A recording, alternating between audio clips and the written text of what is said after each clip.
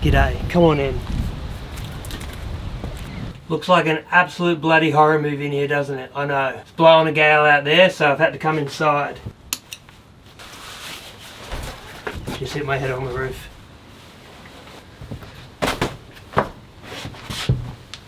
Yeah. G'day boys and girls.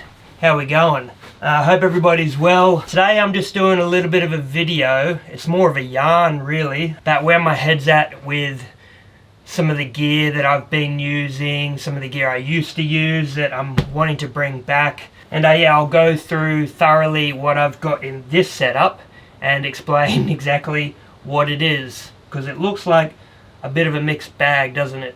So for those of you that have been following since the dawn of time with the Silly Swagman YouTube channel, I started it up maybe a year after I got out of the army. I was in the infantry for 5 years, the Australian Defence Force. I was posted up in Darwin, and so a lot of my gear was quite heavy duty. I wasn't a hiker before I got into the army, so I didn't have that kind of lightweight or ultra lightweight gear mindset, I suppose you could say. I was used to carrying like extremely heavy packs and lots of gear.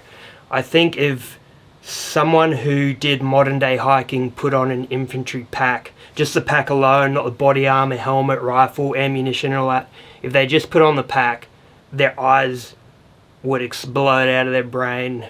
I've tried to, that's recording yet, I've tried to say this spiel about 15 to 20 times about what I think of this like durable gear compared to the lighter gear, and honestly it's such a can of worms, I could waffle forever. So the gist of it is, I used to really enjoy using this gear. I didn't care about the weight at all. I liked it.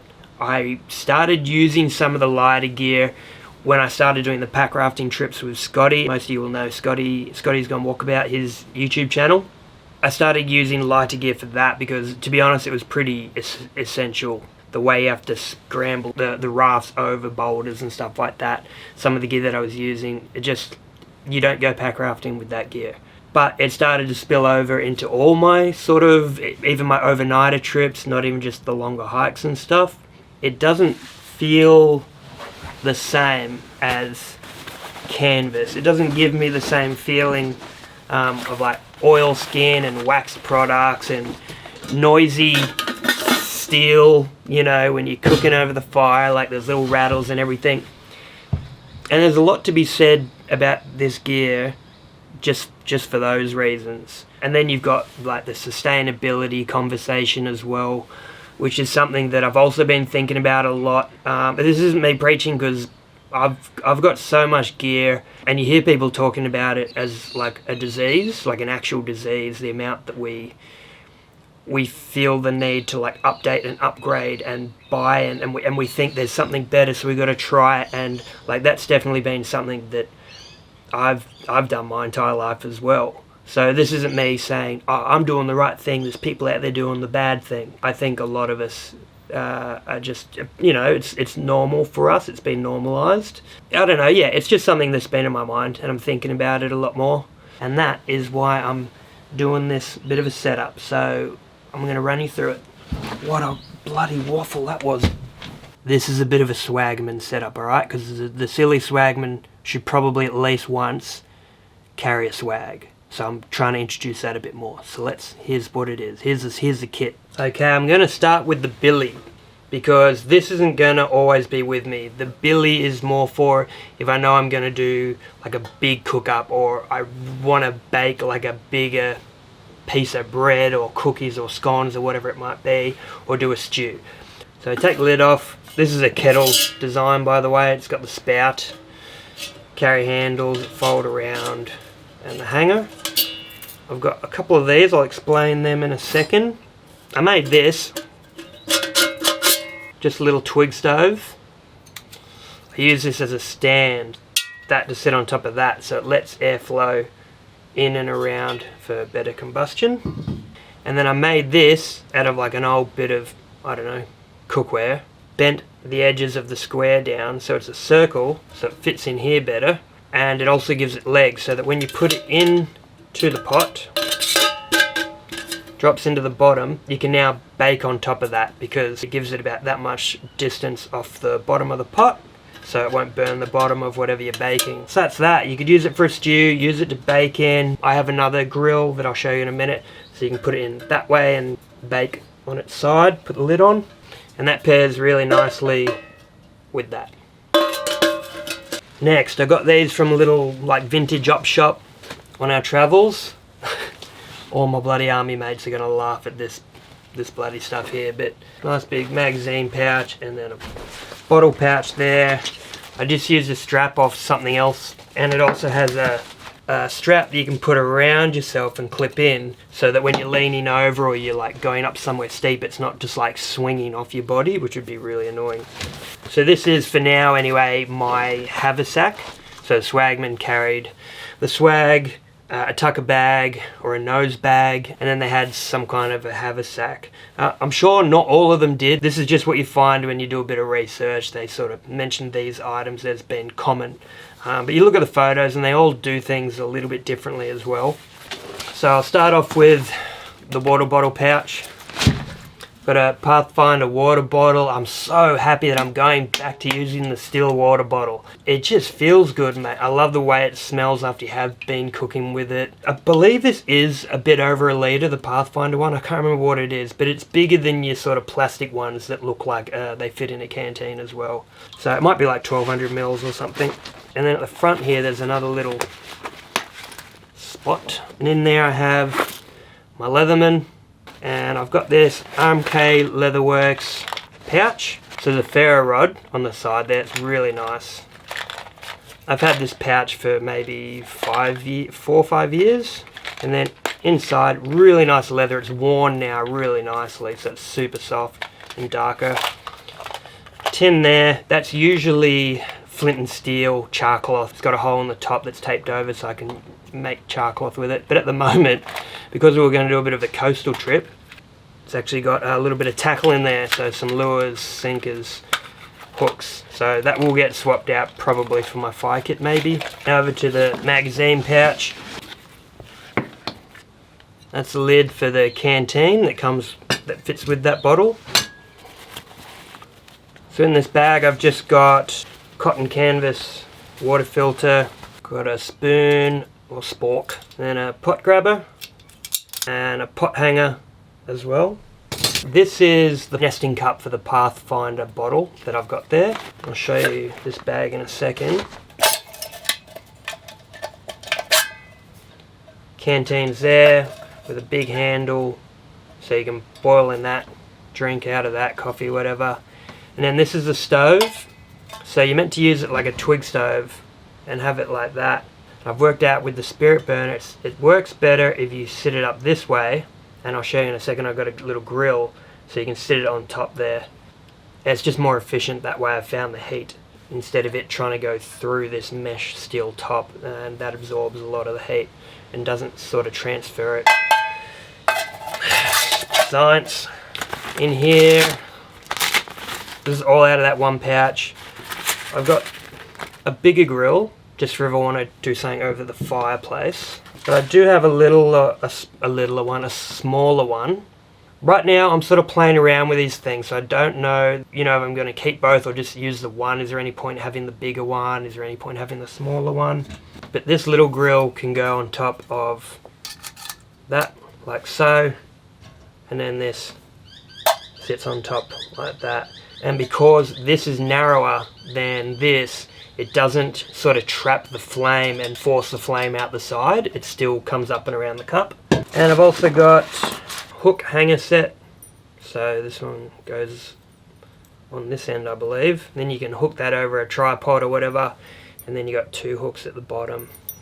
And then in this little waxed bag that was in that cup, I've got a lighter, some fire starters that I've made up there, using petroleum jelly and just some, I think they're makeup remover pads. Not mine. And then I've got my Trangia stove, or spirit burner stove in there. Little cloth for wiping down after you cook things. And just some methylated spirits for fuel for the spirit burner. And that all comes out of that. That all sits in there like that. That's that bit of kit right there. Okay, I'm just going to chuck the swag on again with the tucker bag and show you how it works before I sort of show you what's in the tucker bag. So one strap goes over this shoulder with the swag, and then over this shoulder, that's your tucker bag. This strap coming from the bottom of the swag comes up here and attaches to the top end of the swag, and this goes up and ties to the same spot. Can you see that? So they both connect at the knot there. So I went back and revisited one of Scotty's videos where he does a breakdown of this, and he was explaining that what he could find out was they have about roughly 2/3 of the weight in the swag and then 1/3 of the weight in the tucker bag there. Cheers, Scotty.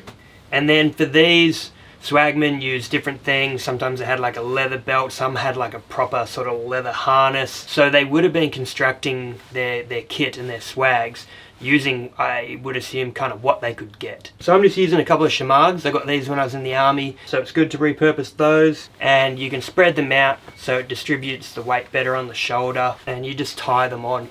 I just did, honestly, just like an overhand knot, and it doesn't come undone. So they use tea towels to tie on to like a big cotton bag. I've got a waxed one just because it's a little bit more waterproof for carrying your food in. And yeah, believe it or not, it doesn't, you just feel like it would want to slide off the shoulders, but it doesn't. It just balances itself out, feels pretty good. 100% a backpack feels better. I'm not gonna, of course it does. But this is surprisingly comfortable, believe it or not. And when you're walking around, I feel like you've definitely got better airflow, so it almost feels nicer than a pack in ways. Not most ways, but in some aspects, it's nicer than carrying a pack around. So now I'll show you what I got in here. So like I was saying, this is just a knot. So it's just an overhand knot. So you just pull that out of there. And that's the tucker bag. So I'm not going on a trip, so I've just shoved random things in. I've just realised. I've just remembered, so I've got nothing to show you, but I do have my first aid kit in there. You could flatten this out, put in a longer sleeve, and roll that up in the swag, which is what I might end up doing anyway. But this is how I've had it for a couple of years now, so I just shoved that in there as weight to offset the swag. Got a little coffee tin and a little bottle of oil. Yeah, normally what, I don't know, a couple snags or a steak and coffee. Oh, and some flour and salt and yeast and stuff like that to do some bacon with, which is another thing I wanted to do with my pot today for this video, but the wind is blowing an absolute gale, so I wasn't going to do that. Alright, let's roll out the swag.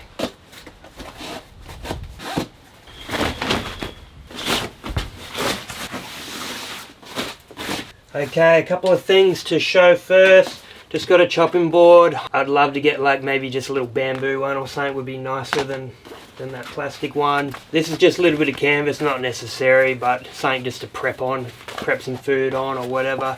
Something you don't want if the ground's all wet. Even a sit pad. I've got my tarp, got some cordage there, some pegs.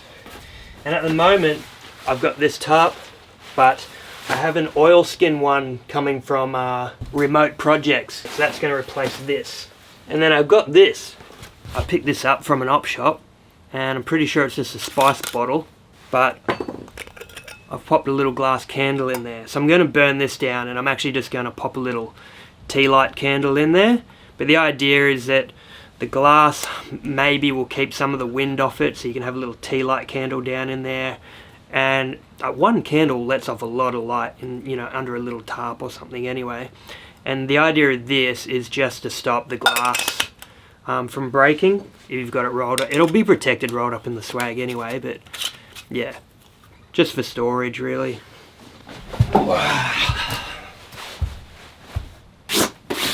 So this is actually an old biker swag. It does have a zip on it, which I was originally going to get rid of and maybe just put some ties on to make it a little bit more kind of traditional, I guess. But it's it's like a big bloody canvas tent zip, so it will never snag. It's actually really bloody cool. I don't know if I've ever seen a zip that big on a swag. Maybe the older ones, I don't know. Anyway, so it's a little biker's swag.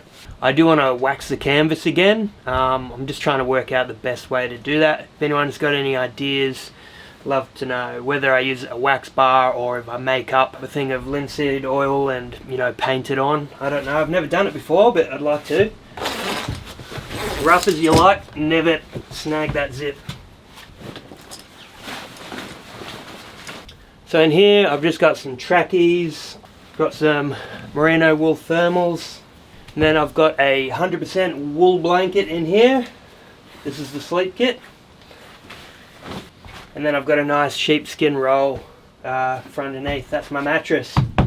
And if you really felt the need to, you could supplement the mattress, you know, with some vegetation underneath. That is pretty much it. So there you have it. The swag at the top does have a little loop as well, so you can tie it up to a tree and have it off your face or whatever. But I'm going to be using this with the oilskin tarp, like I always sleep under a tarp with a bivvy or whatever. So you don't have to worry about the rain getting on you or anything. The idea of the actual swag or bedroll itself, to me, this canvas is more of a windbreak, so you're a little bit warmer at night time on windier days and stuff like that. And once I get it waxed again, it'll keep the bedroll dry when I'm walking around. So yeah, I'm really excited to use the swag, finally, as the Silly Swagman should be. And yeah, get back to using some of my old gear, do a bit of baking with the pot. But like I said, this wasn't to smash anybody about using ultralight gear or something. It's just a personal journey that I'll share with you guys. And I don't know, maybe you'll look back at some of your old kit as well and think, you know what, that did the job, and I rather enjoyed using that.